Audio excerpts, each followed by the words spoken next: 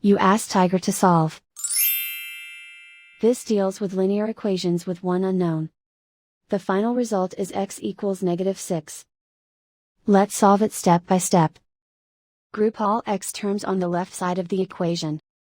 Subtract 5x from both sides. Group like terms.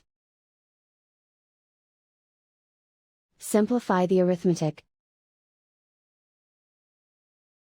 Group like terms. Simplify the arithmetic.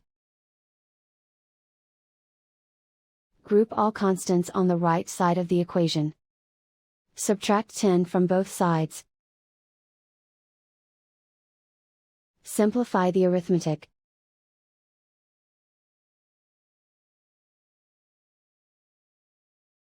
And so the final result is x equals -6.